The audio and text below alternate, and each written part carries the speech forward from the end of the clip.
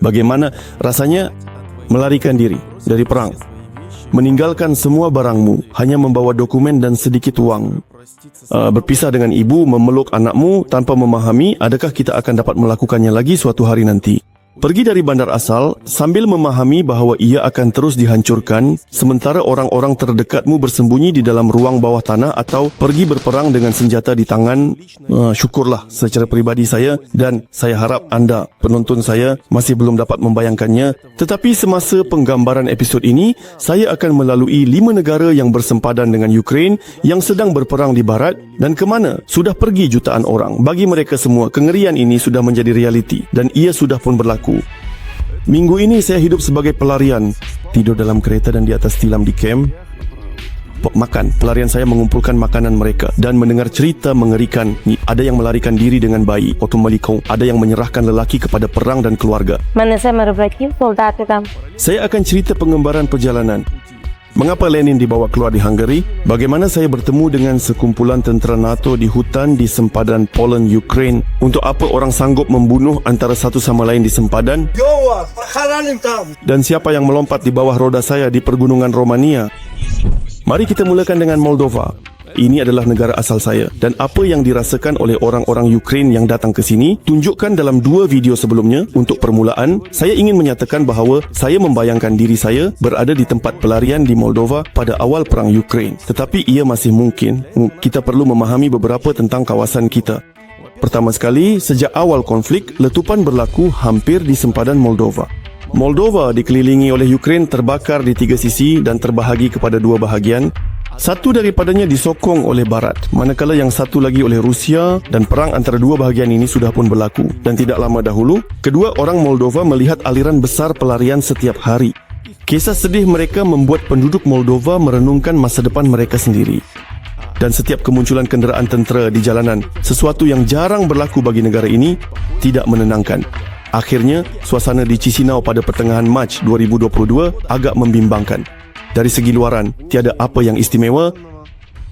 Selain daripada banyaknya nombor pendaftaran Ukraine, semuanya nampak berjalan dengan tenang. Tetapi sebenarnya ada barisan di mana di semua tempat di mana dokumen dibuat di MFC, ada barisan di mesin ATM, dan kadang-kadang ada barisan di stesen minyak. Pelarian sukar untuk menjual harifnia atau rubel, tetapi Leo Moldova masih bertahan. Orang Ukraine, pelarian membawa mata wang, dan di sini mereka menukarnya, jadi tidak ada kekurangan mata wang. Dalam perjalanan ini saya juga bersiap dengan cara yang istimewa. Saya bawa lebih banyak barang dan beberapa kali memeluk ibu. Itu disarankan kepada saya oleh pelarian-pelarian yang tidak lagi mempunyai peluang seperti itu. Dan ada sedikit senyuman ya, kerana saya sendiri tidak percaya bahawa saya sedang berkata demikian. Saya harap kita semua akan mengatasi ini. Kemudian melangkah ke hadapan. Sudah beberapa minggu berlalu sejak saat itu. Situasinya sedikit lebih tenang, tetapi sejujurnya masih tidak lucu dan mungkin tidak akan pernah lucu lagi. Hanya ada harapan bahawa jalan ini di pinggir bandar Chisinau tidak akan dilalui oleh tentera dari mana-mana pihak, sama ada dari satu tentera atau yang lain, mahupun oleh fasis atau penjajah. Dan tiada siapa, kerana di sini sukar untuk berjalan kaki.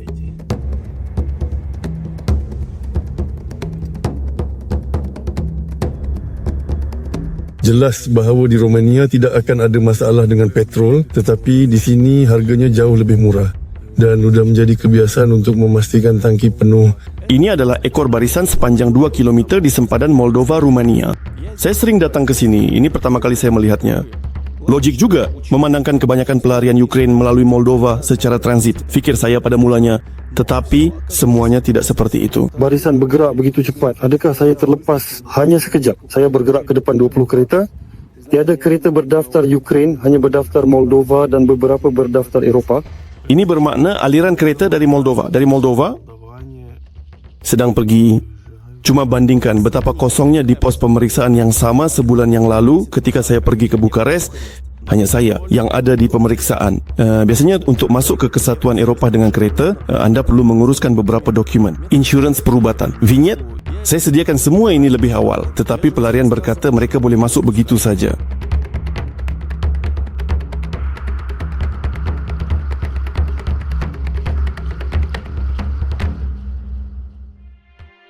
Pegawai sempadan cuba bekerja dengan cepat, dan sebagai seorang Moldova, mereka hampir tidak bertanya apa-apa kepada saya.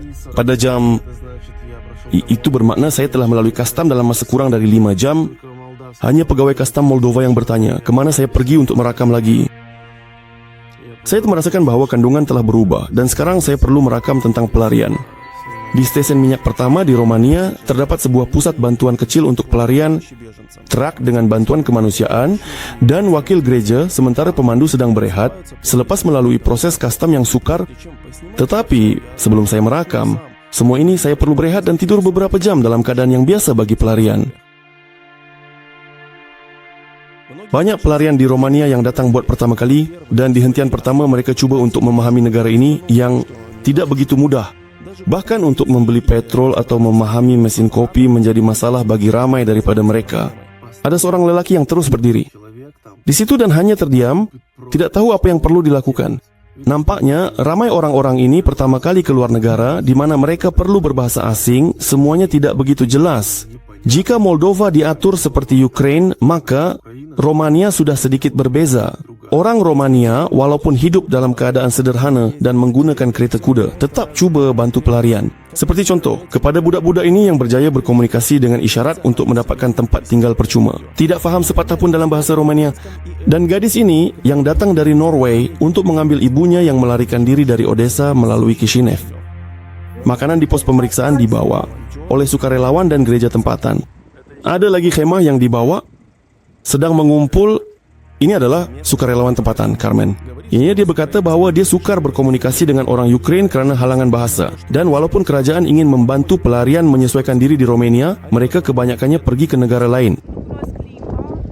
Kami tidak tahu dan bahkan tidak ada siaran. Jenazah Romania, hanya saya faham bahawa akhirnya mereka akan memberikan mereka setahun untuk tinggal dan di tempat-tempat kerja yang mungkin. Saya ke utara negara ini. Di sana dekat pelarian Ukraine adalah aliran pelarian yang paling besar. Semasa bergerak di sekitar Romania, saya sentiasa terjumpa dengan kesan perang Ukraine.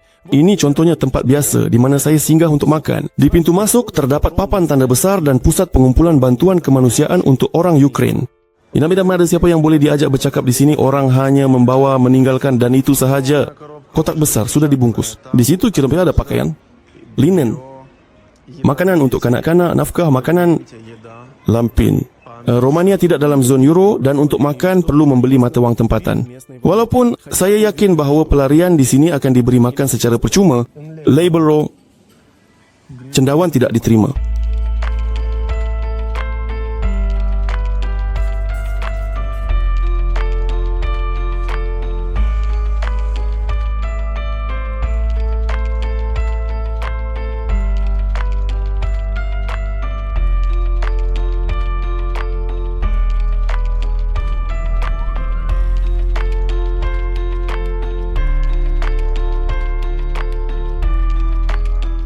Kami telah perjalanan jauh, saya dengan kawan-kawan dari Ukraine, tapi kami tidak memutuskan untuk mengisi minyak di Lukoil.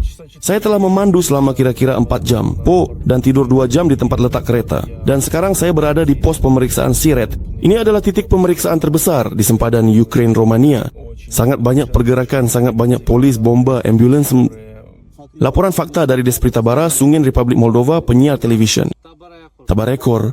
Apabila dapat fakulti kabin bercakap seperti ini, deportasi ayah anda, mungkin di sempadan sangat sibuk. Di pos pemeriksaan, orang-orang dibawa oleh bomba. Di sini mereka dibahagikan kem atau ke bas dan diberi peluang untuk menghangatkan diri. Orang berdiri lama dalam cuaca sejuk. Sudah 28 jam dalam perjalanan. Kami tidur selama 2 jam. Oleh itu baguslah bahawa kami diberi makan di sini. Kami sangat membeku. Lihat, kami sedang berdiri. Ada barisan sepanjang 5 km. Dan kami berjalan kaki. Mungkin sekitar 1 jam. Lepas 3 jam kami beratur. Sangat sejuk. Kami berada di Bulgaria.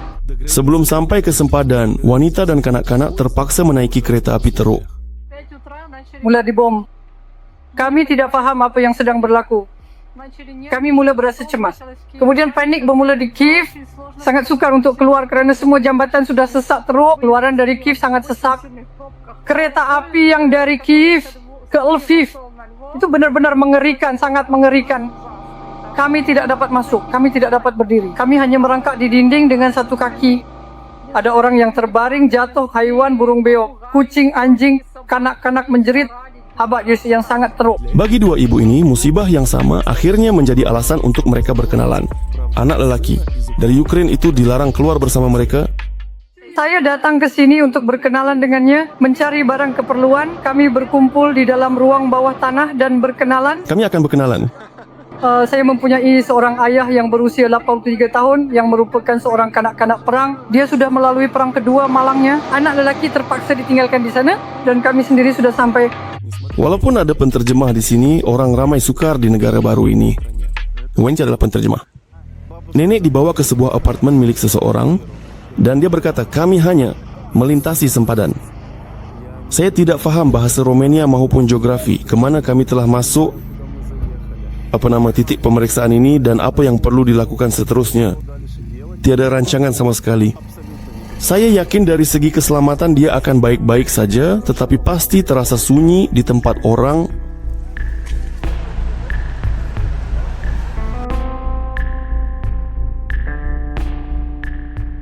Kem pelarian yang besar telah disediakan oleh Romania di bandar sempadan. Hanya van dengan nombor pendaftaran Ukraine. Saya rasa mereka yang mempunyai kereta terus bergerak ke depan. Sebagai seorang Moldovan, saya dibenarkan masuk ke sini sebagai pengecualian. Tempat ini hanya untuk pelarian. Ramai daripada mereka tidak mempunyai tempat untuk pergi dan terpaksa tinggal sementara di sini dalam khemah. Semua bersama anak-anak. Kadang-kadang ada juga bapa dalam keluarga. Di papan kenyataan terdapat arahan untuk mengaktifkan kad SIM percuma dan tawaran tempat tinggal percuma. Sebenarnya, semua ini dalam bahasa Romania. Gadis ini, Marina, sedang dalam perjalanan ke Itali bersama kakaknya yang sudah berada di dalam bas di kaunter custom. Tetapi Marina mempunyai masalah. Dia masih belum diberikan dokumen khas untuk pelarian dan jika sekarang Romania membenarkan rakyat Ukraine masuk dengan sebarang dokumen untuk keluar lebih jauh sudah menjadi lebih sukar. Tiada siapa dibenarkan keluar tanpa kertas pasport Ukraine. Ya, saya ada satu. Adik perempuan kamu menunggu di dalam bas. Dia sudah membayar semuanya, menunggu. Dia berjalan tidak dapat pergi. Dia memegang bas sana dan semua duit ada padanya semua. Kita akan pergi dengan bas kan? Aliran pelarian begitu besar sehingga orang Romania tidak sempat untuk memproses mereka. Dan Marina sudah menunggu dokumen itu selama sehari, minta semula duit daripada pemandu dan itu sahaja. Biarkan dia tunggu beberapa jam, kamu akan pergi. Pengangkutan ini akan ada banyak lagi hari ini. Dari sana mereka membawa ke sini tanpa masalah. Saya hanya melihat solusi itu, tetapi adik perempuannya mempunyai sebabnya sendiri dan dia pergi tanpa Marina. Dia akan pergi. Baiklah, terima kasih banyak. Ini memang teruk.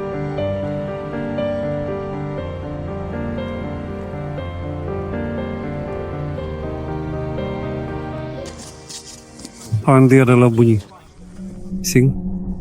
Ini adalah anggota bomba yang urus kem. Dia berjanji kepada saya bahawa semuanya akan baik-baik saja dengan Marina. Ya, tidak lama lagi gilirannya akan tiba. Mereka akan memprosesnya dan menawarkan untuk menempatkan dengan salah seorang pemilik swasta. Dia tidak mahu pergi. Di kediaman ada pengurangan segedituan dan ini adalah defakasi sintesis hingga hari Ahad sebelum watak-watak ini biarkan saja mengikut disposisi. Kasir, nama Karala termasuk. Dalam rakan sekerja yang memakai jubah latte, saya akan ambil salinan.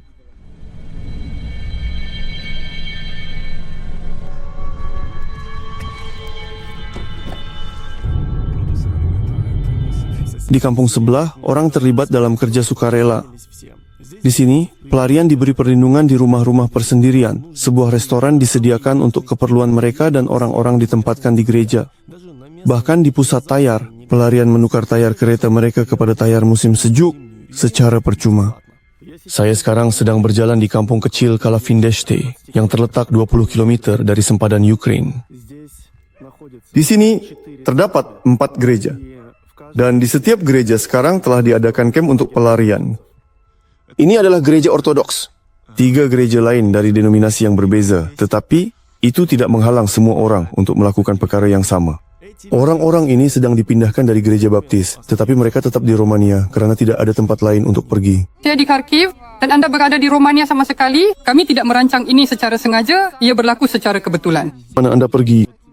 Kami sedang berusaha untuk keluar dari Romania. Kami hanya ingin tinggal di sini sampai stabil keadaan di sana dan kembali ke rumah. Kami sedang dalam perjalanan ke Bistrita. Ada kem kanak-kanak untuk tinggal lama. Anastasia melahirkan sebelum perang.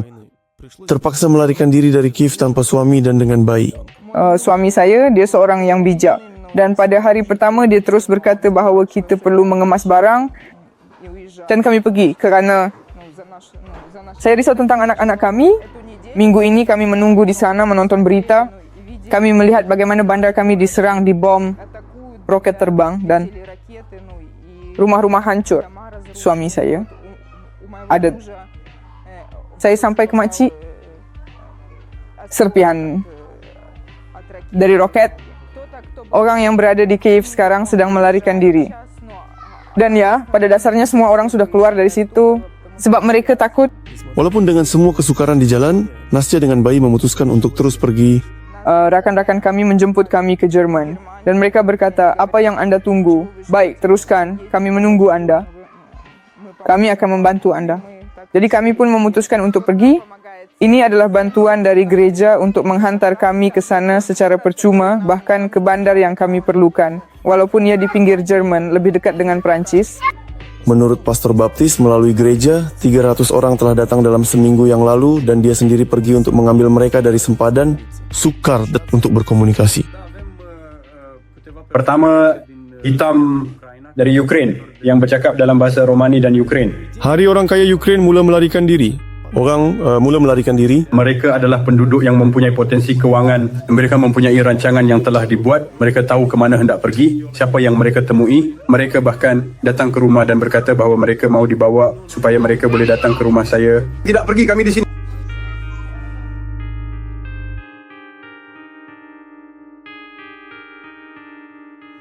Saya sudah tidak boleh kata saya akan pergi. Saya akan pergi.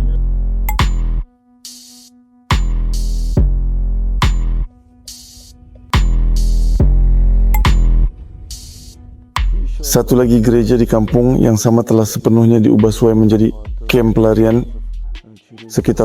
Lebih dari sekitar 500 orang telah melalui kem ini. Kisah Taisia sangat dramatik. Dia sendiri melarikan diri dari Ukraine dengan 5 anak, sementara ketujuh saudaranya pergi ke medan perang. Ketika bercakap tentang ini, dia tidak dapat menahan air mata dan terpaksa menghentikan rakaman.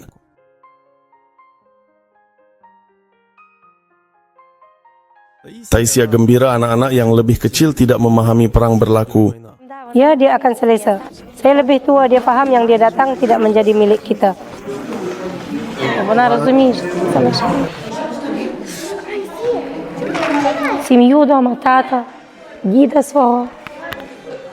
Созваниваетесь? Да. Что вы не кажете? Ну що може казати? Нічого переживають. Хвилюються, що їх візьмуть на війну, що добре тим, хто не там. Selamat perpindahan lebih tenang. Ya, saya tetap risau, saya bimbang tentang orang itu, tentang tarikh. Saya ada 7 orang tentara di sana. 7 orang. Semua di medan perang. Semua tentara. Tahu tak di mana mereka bercakap? Saya tidak tahu. Tidak jelas di mana mereka lebih kurang. Sangat tepat. Anda sudah panggil semua orang? Ya. Saya akan mendengar mereka nanti di sana. Tidak, di rumah dia sedang menunggu kita. Saya datang ke jawatan kuasa dan menulis kepada semua sukarelawan untuk pergi. Tapi saya akan mengatasinya. Saudara perempuan saya membantu saya mengatasinya. Kenapa kamu sembunyi? Terperangkap.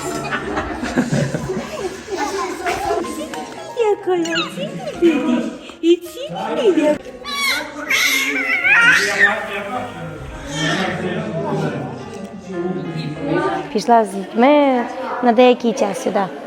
Поки пройде ця війна, rancangan saya adalah untuk kembali ke Ukraine dan pulang. Saya ada rasa takut karena lampu isyarat sangat terang. Saya menaiki bus ke Poru. А звідкіля вже мене ці браття забрали? Adakah ini anak-anak Anda? Да. 4 macam mana saya kira? 5, да. Все с вами? Да. Сама с ними? Sama.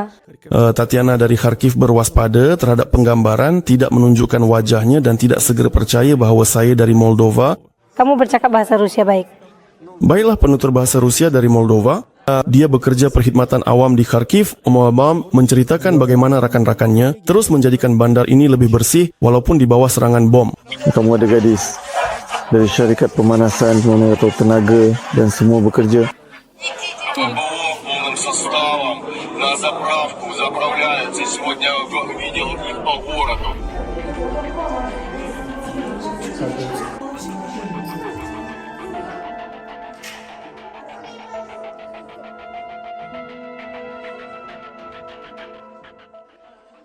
Saya dihidangkan dengan kompot. Sedap macam di tadika dulu. Saya akan bilang pergi mudah-mudahan tu 2 kereta datang. Tetapi jujur saya sudah tidak ada tenaga untuk bercakap dengan mereka hari ini. Ini sangat sukar. Di gereja Ortodoks ada pertukaran, kami telah mengeluarkan tilam dan membawa masuk katil, sedang bersiap untuk kedatangan baru pelarian dari Ukraine. Usahawan tempatan Simeon menceritakan bahawa dia telah memberikan restorannya untuk pelarian pada hari pertama. Saya sedang dalam perjalanan dan barang-barang untuk mereka dikumpulkan oleh kampung dan trek dari Bukarest. Sukarelawan juga memasak sepanjang waktu. Tante-tante yang memberi saya makan rupanya bercakap dalam bahasa Ukraine dan di sini saya mengetahui sesuatu yang menarik tentang tempat-tempat ini. Adalah jelas bahawa di rantau Chernivtsi, Ukraine ramai orang tahu bahasa Romania, tetapi terdapat juga kesan sebaliknya. Di kebanyakan kampung Romania di sini mereka bercakap dalam bahasa Ukraine. Malam itu di jalan-jalan Gunung Romania saya menanti kejutan yang menakjubkan dan seekor rusa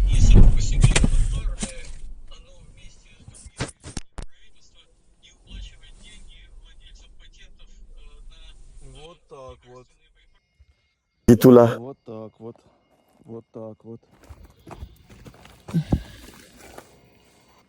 Yang penting haiwan itu masih hidup. Dan apa itu topi keledar? Bising di sana bergerak. Semua ini adalah bulu. Akhirnya saya menjadi sangat gila. Saya gembira dengan 2 perkara. Yang pertamanya kerana rusa itu masih hidup, Yetsinda Tomo, dan melarikan diri. Dan kedua, kerana saya tidak akan pergi ke luar negara tanpa insurans helmet. Ini adalah hotel bintang 4 di Bandar Suceava, Romania. Saya diberitahu tentang tempat ini seperti yang diceritakan oleh seorang paderi sebagai tempat di mana saya boleh berehat dalam perjalanan. Dan ternyata di sini telah dibuka pusat yang sangat besar untuk pelarian. Hotel yang beberapa minggu lalu menjadi tempat berehat bagi orang-orang kaya kini dipenuhi dengan tilam dan dipenuhi dengan beg bantuan kemanusiaan. Sukar untuk memahami semua ini sendiri dan saya terpaksa memanggil seorang sukarelawan yang bercakap bahasa Rusia. Sekarang 200 tempat tidur di sini ada 24, bukan 24. Apabila perang bermula, saya mula bekerja sebagai penterjemah di sempadan untuk membantu orang dan kemudian pada 25 saya datang ke sini. Tebak berapa ramai sukarelawan yang terlibat di sini? Saya tidak akan dapat menebak. 300 sukarelawan, ya, tapi kami mempunyai shift yang bekerja untuk pemindahan ke sini dari Ukraine, ramai dari Ukraine atau Smolensk. Tiada pipe untuk pengangkutan atau penginapan. Sebagai seorang ibu bapa, sangat menyedihkan jutaan kanak-kanak meninggalkan rumah mereka. Mereka merasa selesa dan selamat. Sebagai kenangan kepada mereka yang membantu mereka di negara asing, mereka meninggalkan lukisan-lukisan comel mereka. Setiap 2-3 hari kami mengatur sesuatu untuk kanak-kanak. Datanglah animator, permainan, muzik. Juga untuk mengalihkan perhatian kanak-kanak. Kanak-kanak menulis tentang Romania dan Ukraine. Ini adalah bilik tidur, kami ada tempat. Setiap orang yang masuk mendaftar. Kemudian mereka diberikan gelang dengan nombor katil untuk tahu mana yang kosong dan mana yang ditempati. Orang-orang sarapan, makan tengah hari dan makan malam. Kami ada bantuan kemanusiaan, pakaian. Semua percuma. Di sini orang masuk, penterjemah, disambut dan dihantar untuk mendaftar. Di sana sukarelawan menguruskan pendaftaran. Di sini ada bantuan kemanusiaan, tetapi ini lebih untuk kanak-kanak dan ibu-ibu. Di rumah ada kopi, teh dalam jumlah yang tidak terhad. Saya jika ada yang datang, mereka perlukan air panas. Untuk campuran, untuk anjing-anjing ada pusat perubatan. Di sana mereka menyediakan makanan panas, ada psikolog, mereka sentiasa ada, bahkan di kalangan sukarelawan. Mereka melayan saya seperti keluarga, diberi meja, soket, internet, berak membawa kopi dan sebaik sahaja tilam kosong mereka menawarkan untuk bermalam. Saya setuju, tetapi tempat tidur itu perlu saya kerja. Aliran orang begitu ramai, sehingga sukarelawan tidak sempat memasukkan mereka ke dalam pangkalan data. Dan masalah utama bagi mereka adalah membaca dokumen kami dalam tulisan Sirilik. Di sini saya berguna, Fusik, Mikhailo kan, ya tilam saya ternyata yang terakhir. Saya terus terputus dan hanya terjaga apabila seorang lelaki besar mula berdengkur di belakang kepala saya.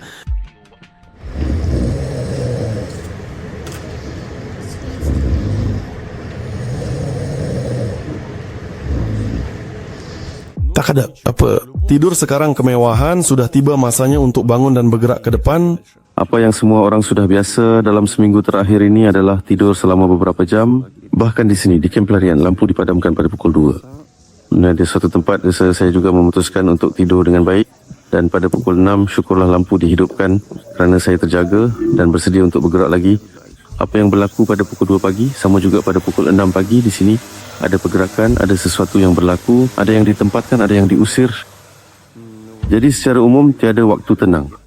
Saya cuba mencari sesuatu yang positif dalam semua ini. Orang-orang menjadi lebih dekat antara satu sama lain dan saya sendiri merasakannya. Hampir melangkah di atas tubuh, merangkak ke arah bufet.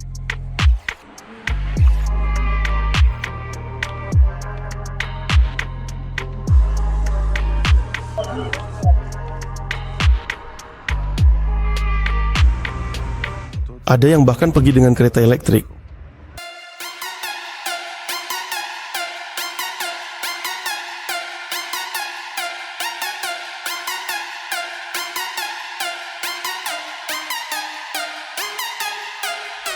Kesukaan saya, tentu saja, adalah aktiviti berjalan-jalan di Romania.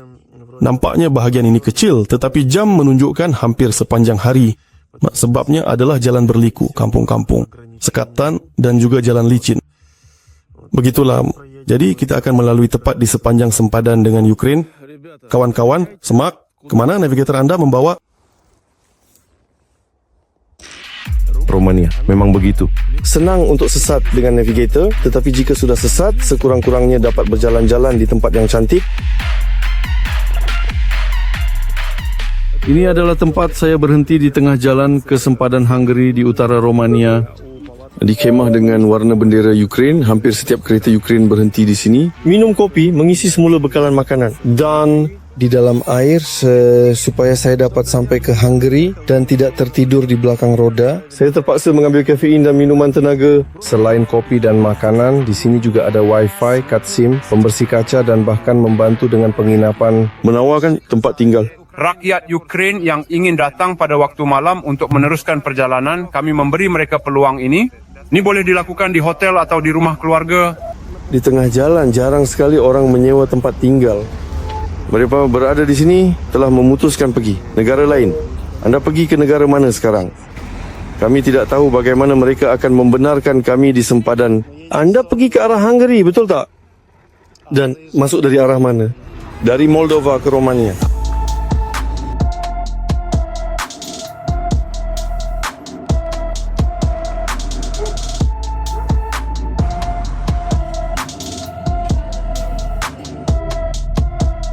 Pukul 5.30 petang dan sepanjang hari saya telah memandu di Romania.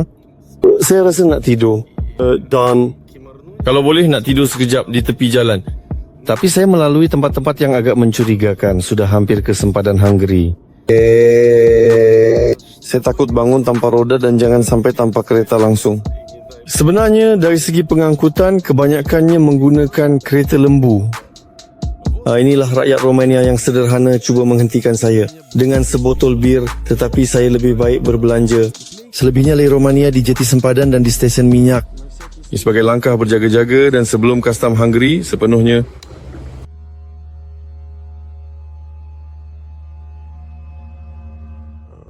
Di persimpangan, 3 negara, Ukraine, Romania, Hungary, perang dan peningkatan aliran turis Romania-Hungary memberi peluang kepada remaja tempatan untuk mencari rezeki.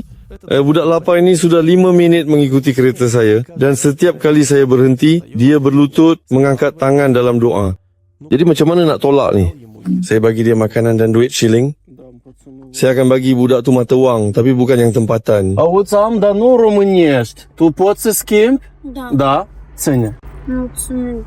Moldovenești și ucraineni. Ok? Dar nu are. Vrei? Gustos. Să aveți noroc. Noroc. Dia sudah pergi jauh, tapi sebenarnya tidak begitu jauh. Kawan-kawannya enggan berpisah, saya berdiri di situ lama.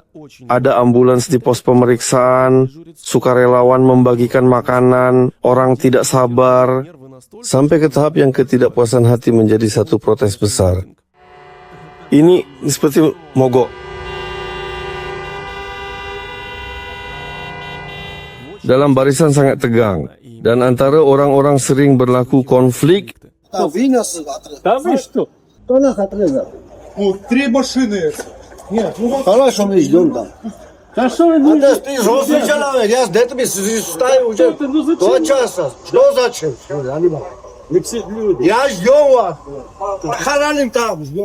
Menyentuh sedikit tentang apa yang akan datang, saya ingin katakan bahawa Datuk dalam keadaan baik, tetapi pada tengah malam barisan menjadi semakin perlahan. Ya, dalam barisan ini ada orang yang tertidur, sedang tidur.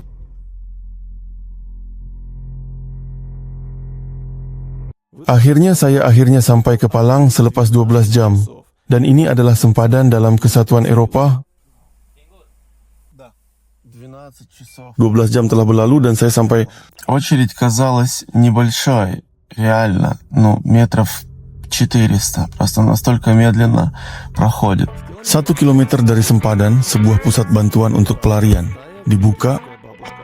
Ходим канира беннем рогайон. Egyen meg a szíveteket. Hát jobb, mint a kóla, melegebb. Hogy az? Így áll. Macam mana nak buat kola? Tunggu sekejap ya. Berapa kali saya pergi ke Hungary, saya terkejut dengan betapa uniknya mereka sebagai sebuah bangsa. Tapi saya diberikan kompot dan sandwich juga.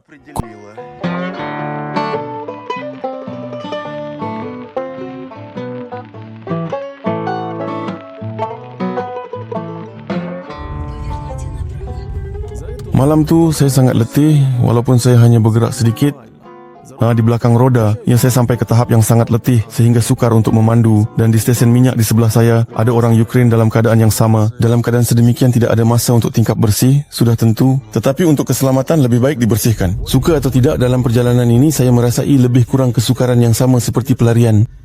Saya, seperti ramai daripada mereka, sudah 3 hari dalam perjalanan dan baru sahaja di stesen minyak saya dapat membersihkan bibir, dan ini adalah satu kepuasan yang luar biasa selepas 3 hari.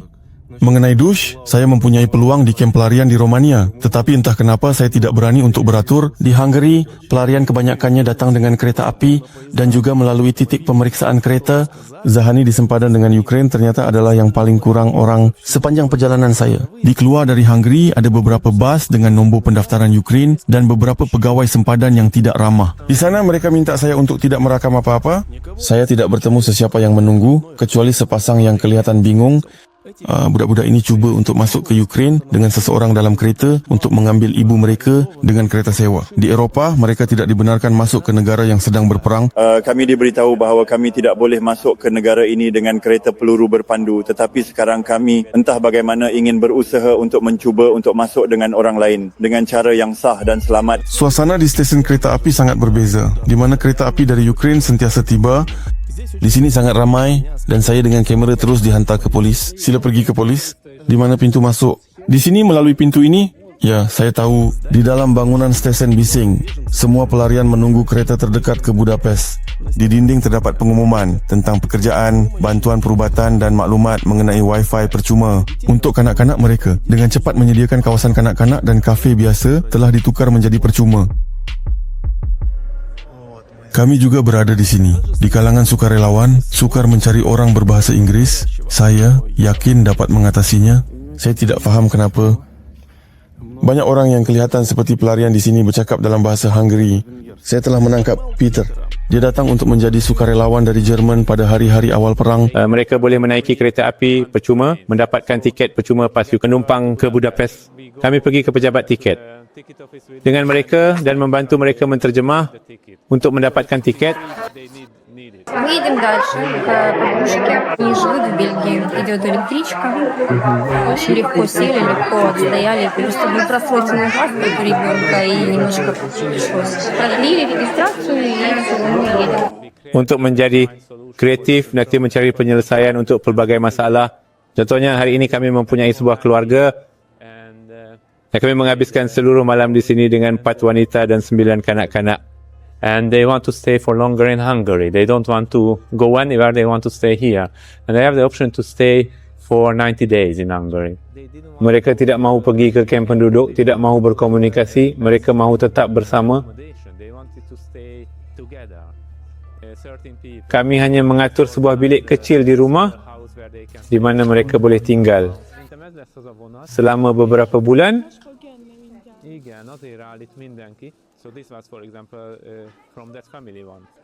Di kawasan Medvedje terdapat ramai orang yang berasal dari Ukraine. Saya sebenarnya ingin merakam kem sebenar di Hungary, tetapi nampaknya belum ada di sana. Kami tidak mempunyai camp seperti itu. Di sini ada sekolah. Just they sleep 1 day, 2 days. So we don't have here a camp where the people stay longer. Kekeliruan di kalangan yang hadir disebabkan oleh kemunculan tiba-tiba di peron pemimpin Soviet Leningrad Komunovskaya. Biasanya ia selesai dengan sangat berhati-hati dan teliti, dengan penuh perhatian dan dengan penuh kesabaran, dengan rotasi yang diminta di museum yang telah merosakkan ini, dengan pandangan-pandangan yang tidak baik. They're going to use the space for the effort to help refugees, so they're moving the stuff that was in there to another place temporarily. Nobody will burn it or something. No, it'll come back whenever things are... Di kantin sementara makcik sentiasa cuba bercakap dengan saya. Saya harap tentang sesuatu yang baik dan tentang persahabatan. Ah? Kafe. Ya, kafe. Ni alajan. Aha. Ya, super. Hebat. Selalu bila saya datang ke Hungary, goulash nombor 1. Dan di sini percuma. Ini dia, mereka bagi anda makanan percuma. Jadi habiskanlah, berjuanglah. Jadi maksudnya dengan nenek-nenek yang membagikan makanan, kami tidak tahu satu pun kata yang sama. Tapi kami sudah berkawan. Saya pergi, dia mengedipkan mata kepada saya, mari pergi ke sini, maksudnya apa yang saya akan beri, dan memberi saya makanan manis. Seolah-olah nenek saya dari Hungary. Sebelum pergi, saya bertemu dengan seorang sukarelawan dari Ukraine. Betul ke? Ramai dari Zakarpattia. Mereka bercakap dalam bahasa Hungary. Ya, mereka bercakap dalam bahasa Hungary. Di sini ada banyak pelajar yang bekerja membantu. Menterjemah, semua orang sangat bersatu dan setiap orang membantu dengan cara mereka sendiri dengan apa yang mereka boleh. Rupanya ada aplikasi untuk telefon pintar yang membantu pelarian untuk mendapatkan orientasi. Mariana minta saya tunjukkan dia. Jadi, laman web ini dipanggil begini dan ini adalah senarai negara yang boleh anda pergi. Dengan dokumen sementara tentang status pelarian dari sini, di sini...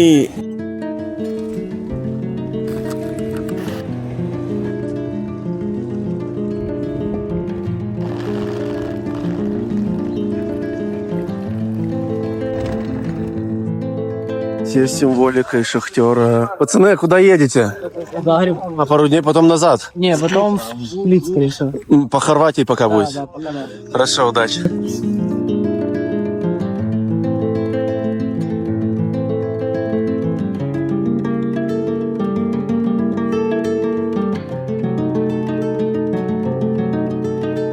Saya terus memandu di sepanjang sempadan dengan Ukraine. Tiada lebuh raya di sini dan jalan ini memberikan pelbagai kejutan baru. Pertama, jalan itu menyempit, kemudian saya benar-benar terhenti di tepi sungai dengan feri. Sial. Kami sudah berangkat. Saya bahkan tidak sempat melihat sungai apa ini. Tapi, saya tidak tahu sungai lain selain Tisa di sini. Dengan pembayaran, saya faham bahawa mungkin ada soalan kerana tidak mungkin ada terminal di kawasan terpencil ini dan mata wang tempatan. Saya tidak membeli. Akhirnya melepaskan dari feri begitu saja. Pengawal tidak membenarkan saya masuk sehingga dia melihat 5 euro. Itu sudah cukup, coba bagi dia sesuatu. Ya, окей. Thank you. Обошлись 5 евро. Окей. Там нормально? Наверное. Это наш шар. Pendek kata, dia memaksa saya untuk bercakap tentang sesuatu. Saya langsung tidak faham. Jika saya memahami mana-mana bahasa dari kumpulan Roman, ia adalah secara intuitif. Kumpulan Slavia secara intuitif. Kumpulan Jerman secara intuitif. Siapa? Orang Hungary. Ini apa? Sebenarnya, lihat hutan mana yang membawa saya ke sini.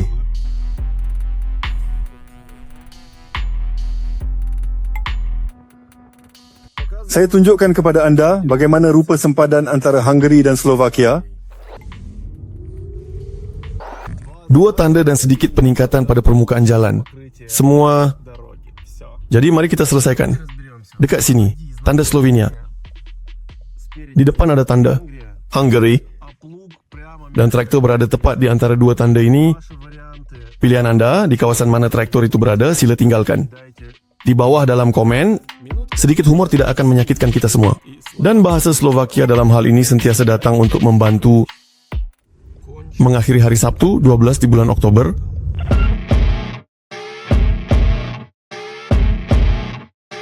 Martha, saya dari Republik Moldova.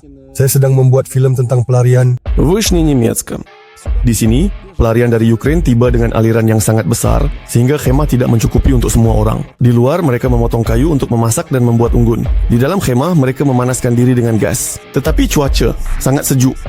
Dengan pengangkutan yang sukar, orang ramai bersedia untuk pergi ke mana sahaja di dalam negara. Para sukarelawan Andrei sentiasa diserang dengan soalan dan dia dengan sabar, dia memberitahu, untuk begitu ramai orang, bas tidak mencukupi.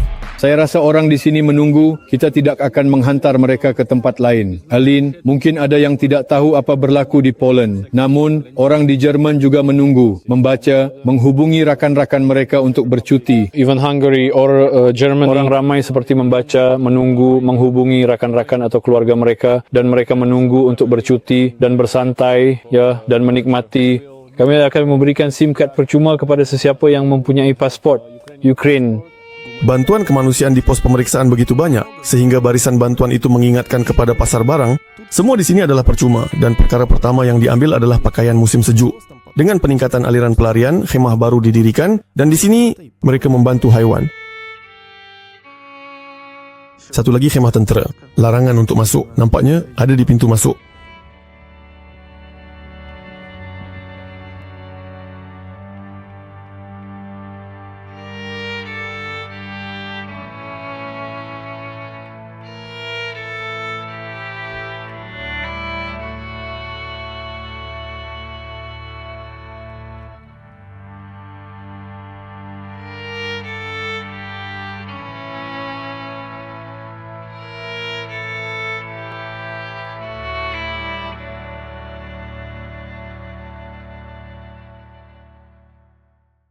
Kawasan makanan lebih mirip dengan pasar. Hidangan panas, pizza, kopi dan sandwich. Saya dapat gulai lagi. Rasanya saya akan mengalami overdosis kafein selepas lawatan ke kem-kem ini. Учишь что? Да. Мисс Словенская Республика. Круто, круто. Я из Молдовы. Что это, как называется? Поливка? Поливка, да? Ты си мазалит. Манджел, Фодор. Ага.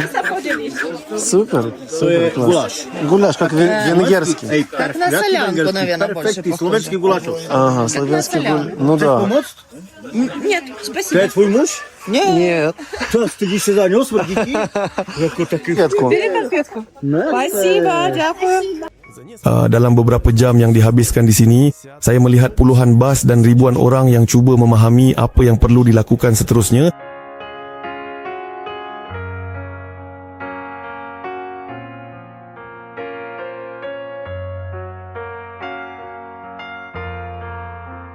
Ketika saya berangkat ke Poland, saya dihentikan.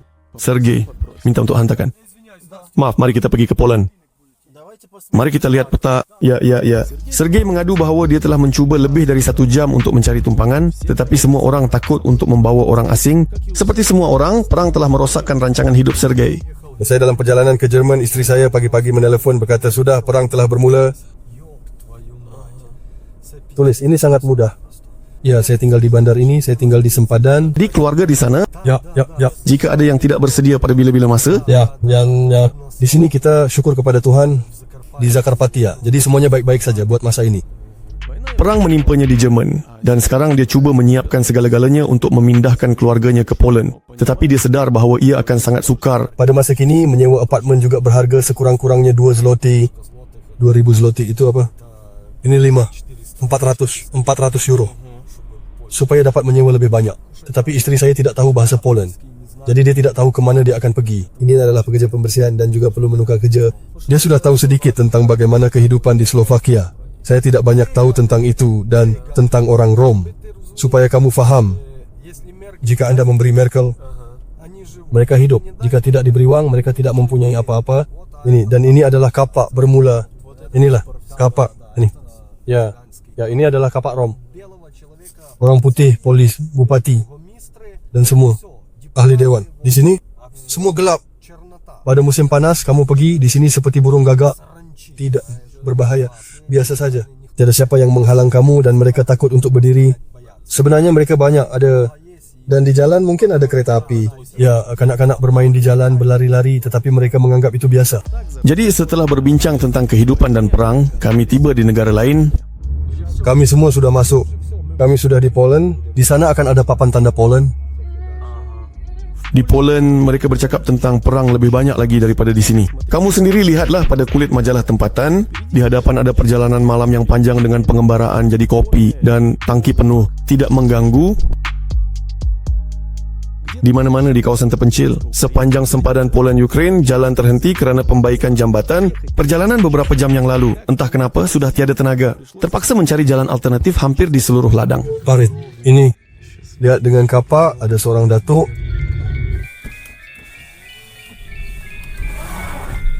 Apa kejutan ini kita berjalan kaki di gunung-gunung Poland? Saya rasa kita sudah berangkat kan? Ya, sial. Jalan kaki di trotoar. Kejam. Sudah lama saya tidak melihatnya berdiri di sini dan di sini, sekarang melengkung di depan gulungan.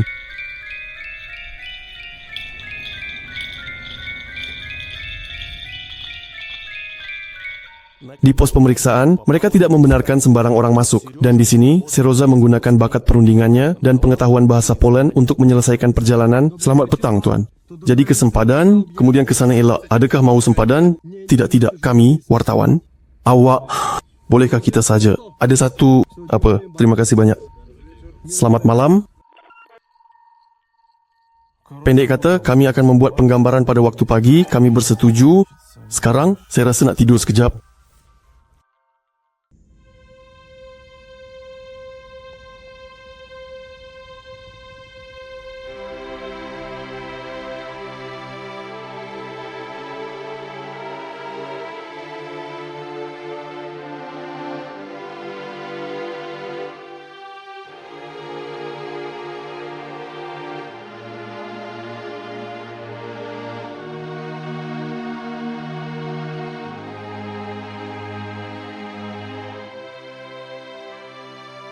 Saya sudah sampai di pos pemeriksaan medika. Ini adalah sempadan antara Ukraine dan Poland. Di 90 km di belakang pagar ini terletak Lviv, bandar terbesar di barat Ukraine, di mana sekarang ini pelarian dari seluruh Ukraine berkumpul dan kemudian mereka datang ke sini. Di sini saya melihat keadaan yang paling teruk sepanjang perjalanan.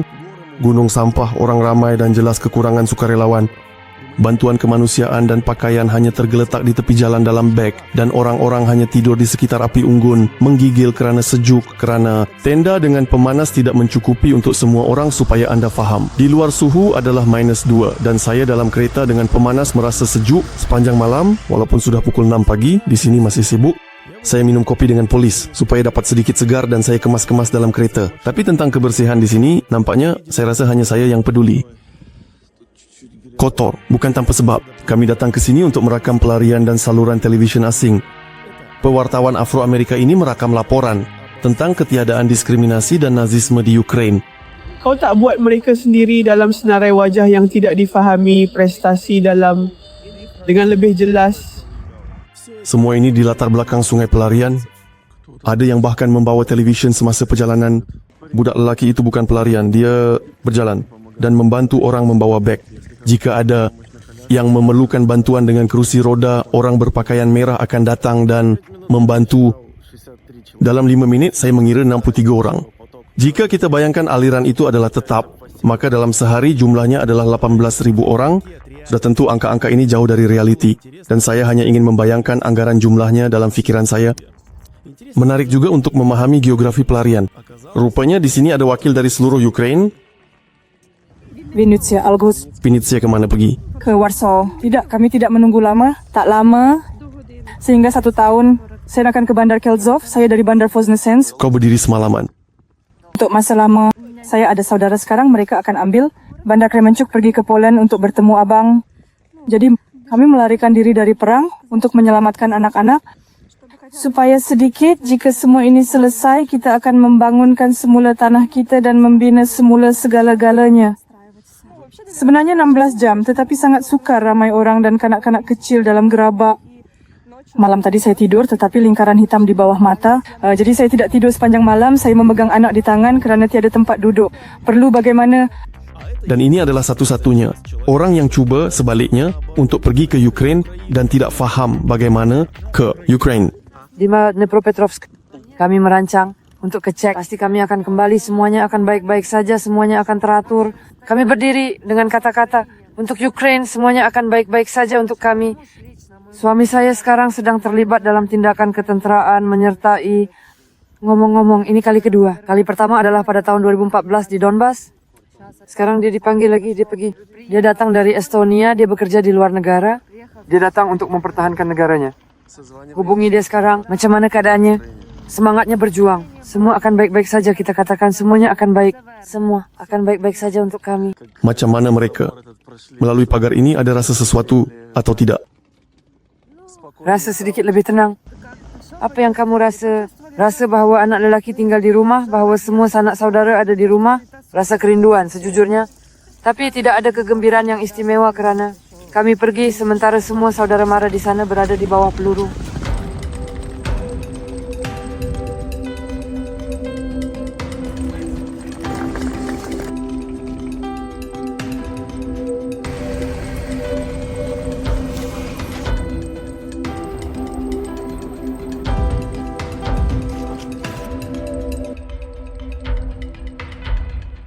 Semua ini adalah barisan untuk bas. Orang ramai yang datang cuba dibawa jauh dari sini dengan segera, jika tidak mereka tidak akan muat di sini. Tetapi bagi mereka yang sukar, mereka boleh makan sedikit, berehat atau menukar hryvnia. Nilai tukar sebenarnya sangat rendah. Khemah-khemah penuh sesak dan tekanan semakin meningkat kepada kanak-kanak.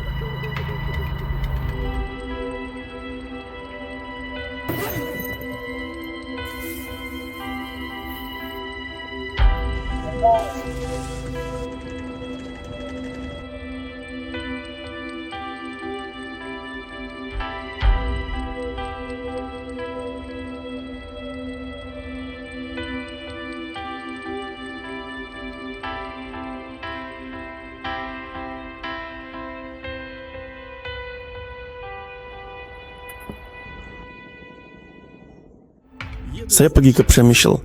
Ini adalah bandar besar terdekat dan pelarian tiba di sana dengan kereta api. Tempat letak kereta di stesen kereta api sukar dan saya berusaha mendapatkannya. Harapnya ini bukan untuk saya sahaja. Saya letak kereta dengan cara yang tidak betul dan berlari cepat nak rakam stesen kereta api. Seorang gadis juga berlari ke arah kereta api, terlambat. Poland sudah menyatakan pada awal perang bahawa mereka sukar untuk mengatasi aliran pelarian dan di stesen kereta api Przemysl tidak ada ruang untuk bergerak. Orang ramai makan sambil berjalan dan cuba menguruskan dokumen mereka. Di sebelah, di dataran, mereka sedang mendirikan khemah tambahan, tetapi saya tidak mahu tinggal di sini tanpa kereta dan saya pergi ke titik pemeriksaan seterusnya. Pernah terjadi kereta saya di Eropah telah ditarik, jadi saya tidak bergurau tentang ini. Saya berlari kembali. Jalan sekali lagi membawa saya melalui tempat-tempat sunyi di pinggir Poland. Kod ini dilukis di rumah terakhir yang saya jumpa. Seterusnya adalah hutan yang sunyi. Saya sudah memandu sejam di jalan ini. Satu-satunya yang saya temui adalah sejenis pengantar. Tetapi saya sendiri yang menghentikan mereka bertanya, saya berada di jalan yang betul. Mereka melihat, berfikir, terkejut bahawa saya pergi dengan cara ini. Tetapi mereka berkata, ya kamu boleh lalu. Ini sudah melalui jalan hutan yang ditunjukkan oleh navigasi. Pertama sekali, saya terkejut ia membawa saya dengan cara ini. Kedua, saya terkejut semua jalan hutan di Poland dilapisi dengan aspal baru. Sedikit saya jumpa pengawal sempadan dan lalu lalang. Di sepanjang sempadan dengan Ukraine, saya terjumpa satu batalion tentera Poland sedang makan di dalam lapangan dan mereka dengan mesra menerangkan kepada saya bahawa saya tidak perlu terus pergi, perlu pusing. Baiklah, seperti yang kita bicarakan sebelumnya untuk sempadan Westerkrains, ya, betul. Jadi, kamu pikir hampir nak serahkan di sana. Menunggang. Jadi untuk menjelaskan, maksudnya untuk mengarahkan ke arah itu, kami akan tunjukkan dalam apa jua keadaan apabila Anda kembali ke jalan utama dan ke kiri, kamu akan sampai ke Krishenko. Kamu seharusnya sudah boleh sampai dengan baik, tetapi kamu juga akan sampai ke Profesor Orlamov. Terima kasih.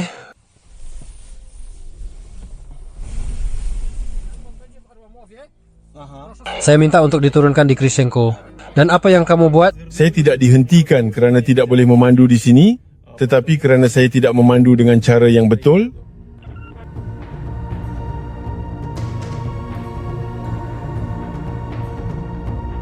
Wjeżdżasz tam na Ukrainę, czy tu zostajesz? Tutaj. Co będziesz robił? Tangisan kanak-kanak adalah sesuatu yang menemani saya perjalanan. Ini saya pos Kroshenko di Carpathians. Di sini, tiada sesiapa, kini barisan di kastam mencapai sehari. Lyudmila tahu ia akan sukar, tetapi apabila dia tahu stesen jana kuasa nuklear terbakar dekat rumah, dia berlari keluar dari rumah dengan anaknya dan tidak pernah kembali lagi. Едем в Краковец, едем с Днепра с семьей. Мы добираемся уже 5 дней, но фактически сутки мы стояли на таможне и до этого 4 дня ехали, потому что очень много машин и двигаются очень медленно. Ночью пришло сообщение, что загорелась атомная станция, и мы собирались в течение 30 минут. То есть я рисковать не стала, я не понимала, затушат, не затушат, что там горит. Это в Энергодаре. А мы же недалеко находимся, Днепр. Поэтому у меня сын подросток, 16 лет, и его здоровьем я рисковать не хотела, я не понимала, это будет второй Чернобыль или все-таки затушат. Дорога из Днепра как, спокойно прошла? Нет, пробки страшные, людей очень много. На заправках еды нет, туалетов нет. Пробки были из Днепра тоже из-за Энергодара? Да. Нашла в Польше места, где можно переждать какое-то время. Как, вы будете жить при монастыре где-то? Да. Там кельи, сказали, какие-то минимальные удобства. По сравнению с тем, что происходит в городе, лучше как бы переждать так, а что будет дальше, никто не знает. Dia tidak bercakap dalam bahasa Inggeris dan meminta saya untuk mengetahui, bolehkah saya mendapatkan kad hijau secara percuma. Rupanya, ya walaupun biasanya ia mahal. In the border. And the border we cannot.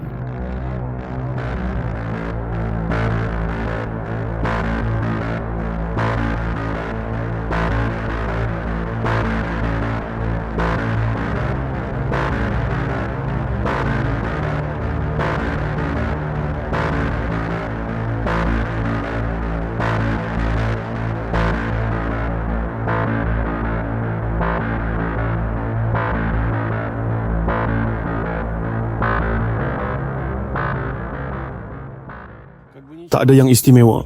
Tapi mungkin ada yang berminat untuk tahu bagaimana saya hidup dalam kereta sudah 4 hari dan saya akan tinggal lagi 2 hari. Tiada yang berlebihan. Selimut adalah wajib. Saya ambil pada saat-saat terakhir. Saya fikir, mungkin ini akan berguna. Dan inilah, orang yang bijak, ya, memang tidak boleh digantikan. Dalam beg galas ada pelbagai. Barang untuk kamera. Laptop. Boleh dicas di beberapa pusat akhbar.